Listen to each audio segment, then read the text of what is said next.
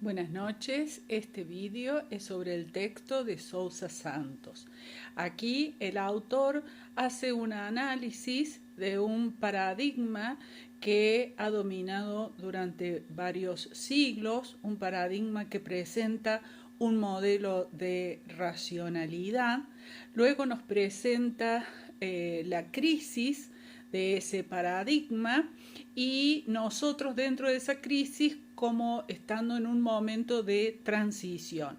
Y finalmente nos presenta las características del nuevo paradigma que estaría emergiendo. Entonces comencemos con las características que tiene el paradigma que ha estado vigente durante muchos siglos y que se ha constituido a partir de los aportes de científicos tales como Copérnico, Galileo, Newton, y es desde el siglo XVI que se va constituyendo para alcanzar en el siglo XVIII un apogeo. Justamente en este siglo es donde toda la confianza epistemológica está en la ciencia. Entonces, ¿qué nos ofrece este paradigma? Nos ofrece un modelo de racionalidad. Para nosotros es muy importante esta idea del modelo de racionalidad porque como nosotros ya vimos en Kant, el modelo de racionalidad es el sujeto. ¿Sí?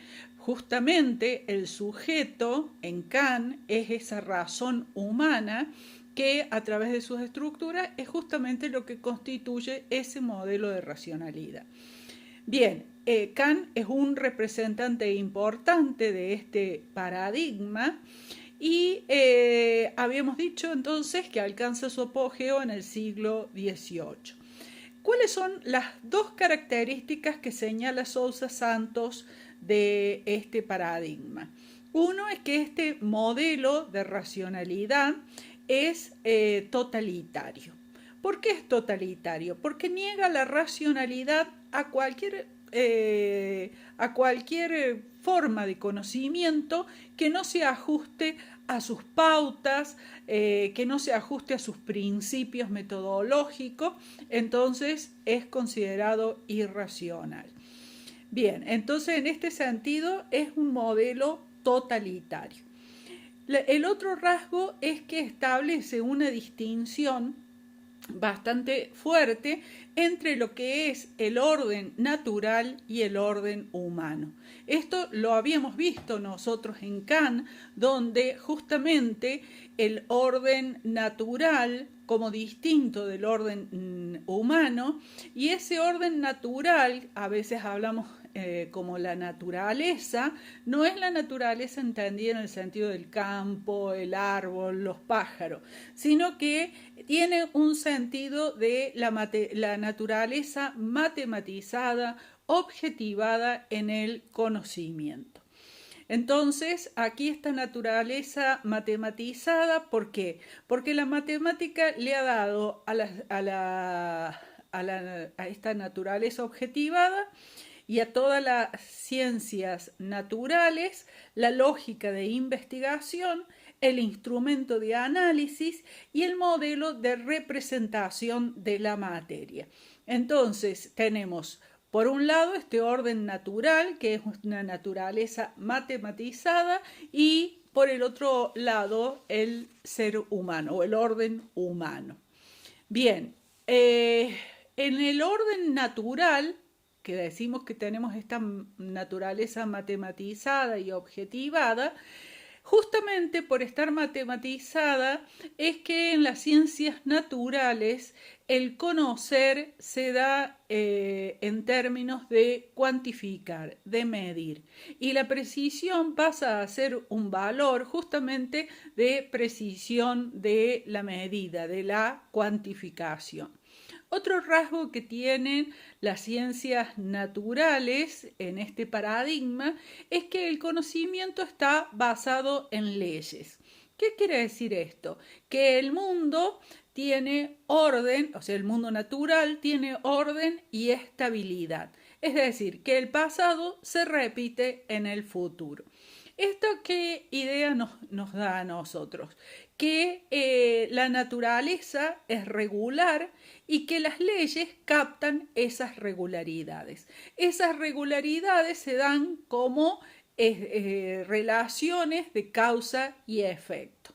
Es decir, que este orden natural lo que reina es un determinismo. ¿Qué quiere decir determinismo? Determinismo es que todo fenómeno tiene una causa. Entonces, las leyes lo que captan son esas, o que expresan, son esas relaciones causales. Este determinismo alcanza su apogeo con Newton, donde presenta al mundo natural como una gran máquina. El objetivo de este paradigma no es tanto comprender el mundo, sino más bien dominarlo y transformarlo. Esta va a ser una idea muy cara para la Europa del siglo XVIII. Bien, todo este paradigma, digamos, se ha visto, se ha visibilizado muy bien en lo que ha sido la Ilustración.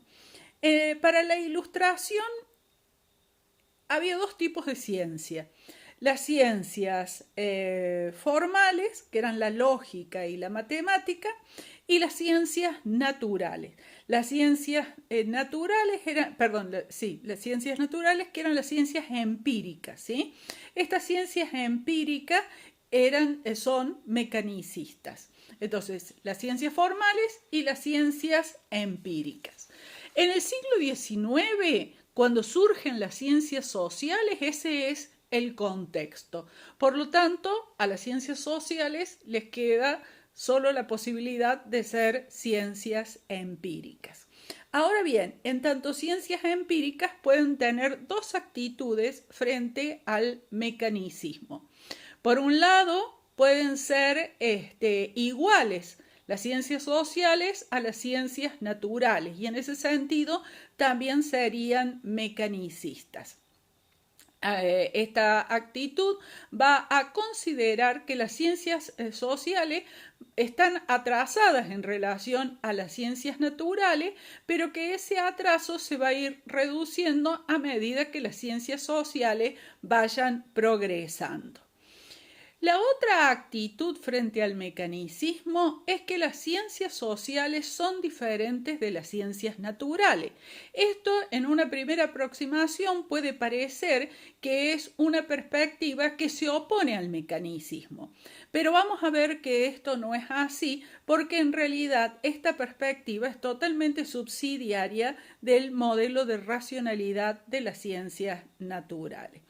¿Por qué? Por dos razones. Una es que supone el mecanicismo en la naturaleza y segundo, y la principal, es que comparte la distinción orden natural, orden humano, que es uno de los pilares de este modelo de racionalidad dominante. Bien, esta oposición orden natural, orden humano, está enlazada con otras oposiciones, por ejemplo, naturaleza y cultura, animal y ser humano, sujeto-objeto, que tanto ya hemos estudiado, y estas oposiciones son claves para entender este paradigma, porque es un paradigma que se basa justamente en dicotomías, ¿no? En estas oposiciones. Bien. Habíamos dicho que este paradigma es totalitario. ¿Por qué era totalitario? Porque solo aceptaba un modelo de racionalidad. Bien, ¿eso qué implica? Que el ser humano es visto como único, ¿sí? No hay diferencias de época, no hay diferencias de etnias, no hay diferencias. Simplemente el ser humano es único y está caracterizado por esa racionalidad que es pensada como universal. Es decir, hay un único modelo de racionalidad. Y cuando no se corresponde a ese modelo de racionalidad, se lo considera irracional. Bien, entonces pasemos ahora a la crisis. ¿Qué cosas empiezan a ya no darse que son propias de este paradigma? Bueno, una de las cosas es que la oposición sujeto-objeto empieza a ser borrosa. O sea, la frontera que separa el sujeto del objeto ya no es tan clara. Además, empiezan a cuestionar las nociones de ley y de causalidad. El determinismo empieza a estar ya en duda. Los objetos tienen cada vez sus fronteras menos definidas. Esta crisis no proviene de afuera del paradigma, sino que proviene del interior del paradigma. Y justamente está generada por teorías como la física cuántica, el teorema de Gödel, digamos, son teorías que muestran, o teoremas que muestran justamente los límites de el conocimiento tal como es concebido por este paradigma. Entonces ya no hay tanta confianza epistemológica en la ciencia como había en el siglo XVIII. Hay otro elemento que también hay que considerar, señala Sousa Santos, y que tiene que ver con la industrialización de la ciencia. A partir de la industrialización de la ciencia se transforma en la fuerza productiva del capitalismo.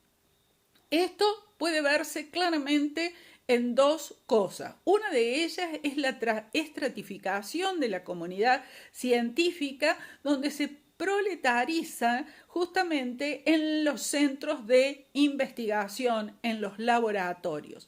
Y la otra es que como los instrumentos que se requieren para la investigación son instrumentos caros, entonces donde mejor se van a desarrollar estas investigaciones es en los países ricos. Y los países pobres siempre van a estar atrasados con respecto a los países ricos. Y los países pobres se van a ver condenados a solamente copiar los avances que se hacen en los países ricos. Esto agranda mucho la brecha entre países ricos y países pobres y justamente los desarrollos tecnológicos y científicos se ve claramente la diferencia según el lugar en donde se lleven a cabo. ¿Cuáles van a ser los rasgos del nuevo paradigma? El nuevo paradigma no solamente se da en el plano científico, sino también en el social, del mismo modo que el anterior, ¿sí? El anterior no solamente era una concepción de la ciencia, sino que también se extendía y extendía su modelo de racionalidad a toda la sociedad. Bien, habíamos hablado ya de la crisis donde se comienzan a borrar la frontera entre el sujeto y el objeto, y no solamente entre sujeto y objeto, sino también entre naturaleza y cultura, entre lo natural y lo artificial, lo vivo y lo inanimado, la mente y la materia, el animal y la persona. O sea, todas estas fronteras empiezan a volverse ambiguas. Y, por supuesto, la que separa las ciencias de la naturaleza de las ciencias sociales también se empieza a volver ambigua. Esto va a suponer una revalorización de los estudios humanísticos y se llega un poco a la conclusión de que no hay naturaleza humana porque toda naturaleza es humana. ¿Por qué toda naturaleza es humana? ¿Qué quiere decir eso? Que toda naturaleza es humana. Porque justamente porque la naturaleza es concebida a partir de un modelo de racionalidad que establece el propio ser humano. Esta idea ya estaba en Kant, solo que en Kant, como el sujeto no podía ser autoconocido y que en realidad ese sujeto no podíamos decir nada de él, no lo podíamos considerar, entonces no tomábamos conciencia de cuán humana es la naturaleza. Bien, entonces, en el paradigma emergente, todo conocimiento es total y local. ¿Qué quiere decir esto? En el viejo paradigma hay una excesiva especialización y disciplinarización del saber científico. O sea que el investigador científico se transforma en una especie de ignorante especializado. ¿Qué quiere decir eso? Que solo sabe de un tema y de ese tema sabe muchísimo, pero lo sacamos de ahí y no sabe más de nada. ¿Sí? Esto va a tener unos efectos muy negativos en la medicina y en la farmacéutica. ¿Sí? Por ejemplo, en la farmacéutica tomamos un remedio, nos hace muy bien para aquello que lo tomamos, pero nos hace mal para otras cosas. Entonces, eso es una consecuencia de esta super especialización. Y la medicina, lo mismo, ¿sí? Entonces encontramos médicos que son súper especialistas en una partecita del cuerpo, pero no pueden ver la totalidad.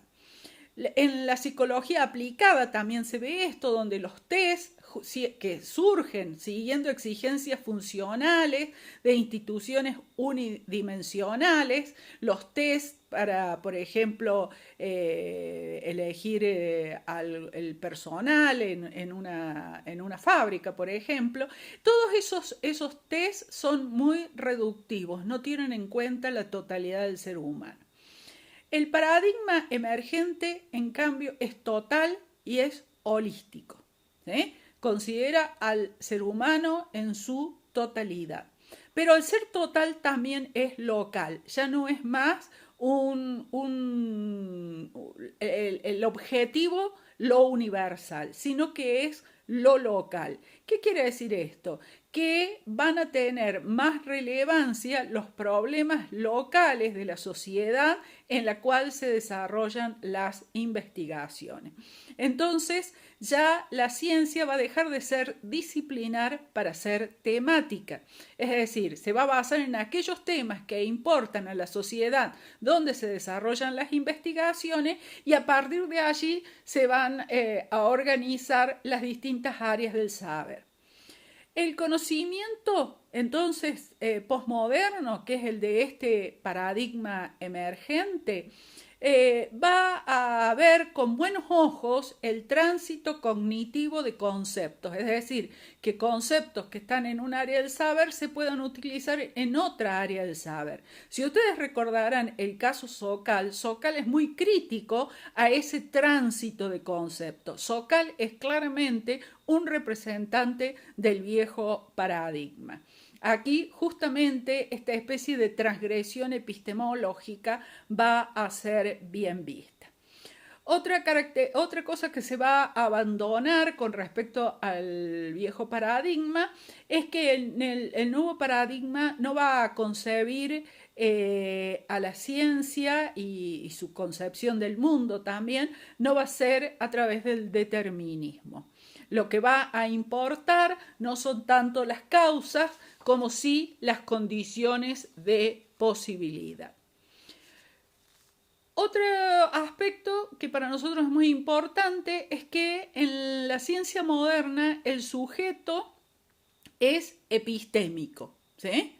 Es el sujeto que hemos estudiado claramente en Kant, o sea, es un sujeto epistémico, está fuera del cuadro y no puede ser empírico. ¿Qué quiere decir que no puede ser empírico? Que no puede ser objeto de conocimiento, ¿sí? O sea, no puede ingresar en el cuadro. Entonces, esto tiene como consecuencia de que no hay posibilidad del autoconocimiento. ¿Cómo impacta esta idea, digamos, cuando emergen las ciencias sociales? ¿Qué pasa con las ciencias sociales con esta idea de la imposibilidad del autoconocimiento? Sousa Santos analiza dos disciplinas, la antropología y la sociología. Con respecto a la antropología, él va a considerar el sujeto, ¿quién es? El antropólogo europeo civilizado. El objeto es el pueblo primitivo. Entonces aquí la separación es muy amplia. Entonces, para acortar esa separación se van a desarrollar metodologías como el trabajo de campo etnográfico, como la observación participante, para acortar esa separación. Pero en la sociología pasa lo opuesto. El sujeto es el científico europeo y el objeto son los ciudadanos europeos. Entonces aquí es muy corta la separación relación entre sujeto y objeto. Entonces se van a desarrollar metodologías para que puedan ampliar la separación, como análisis documental, entrevista estructurada, etc. Bien, en el paradigma emergente habíamos visto que en oposición a esta idea de la ciencia moderna de que no hay autoconocimiento, en cambio en el paradigma emergente lo que va a sostener es que todo conocimiento es autoconocimiento. Vamos a ver de qué forma. ¿De qué forma es que la ciencia moderna es autobiográfica? ¿Sí? En el sentido de que la ciencia, habíamos visto que lo que le interesa es la previsión y el control de fenómenos.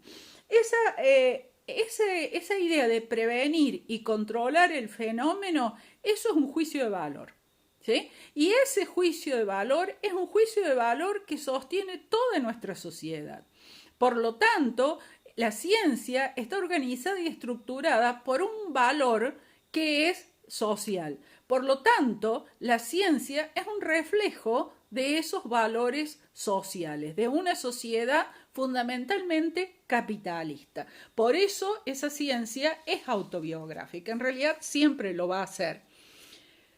Bien, entonces otro rasgo de este paradigma emergente es que va a intentar el diálogo con otras formas de conocimiento. Nosotros habíamos visto Kuhn, donde Kuhn también acepta una pluralidad de mundos, una pluralidad de sujetos, pero también habíamos visto la dificultad de diálogo entre estos distintos sujetos. ¿Sí? ¿Por qué? Porque el sujeto tenía que hacerse nativo para poder habitar en un mundo, entonces al ser nativo no puede comprender a los nativos de otros mundos, ¿sí? Entonces el diálogo es bastante difícil, por no decir imposible.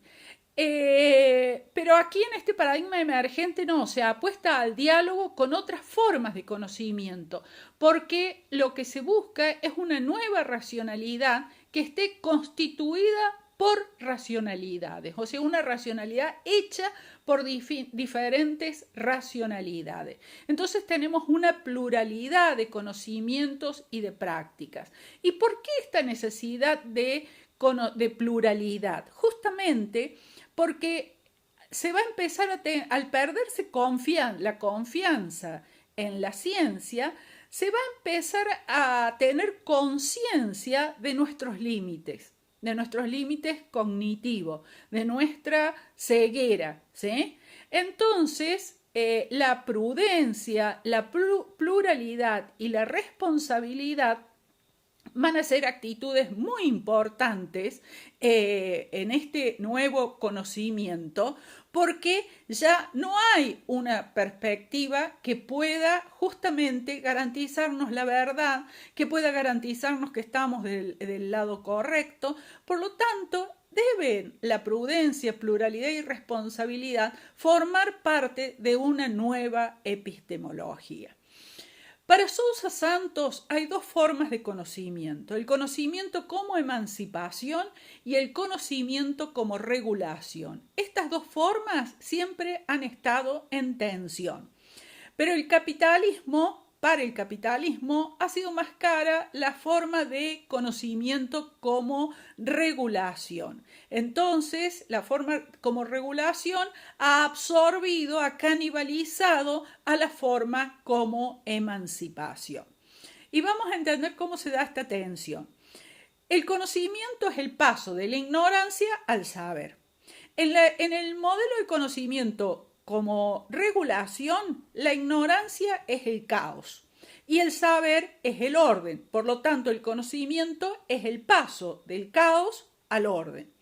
En el modelo como emancipación, la ignorancia es el colonialismo y el saber es la solidaridad. Por lo tanto, el conocimiento para este modelo es el paso del colonialismo a la solidaridad. ¿Qué se entiende por solidaridad? Justamente el reconocimiento del otro como teniendo una racionalidad, ¿sí? Que no es ni inferior ni superior a la nuestra y que tiene una identidad que es diferente a la nuestra, ¿sí? O sea, la diferencia no implica inferioridad.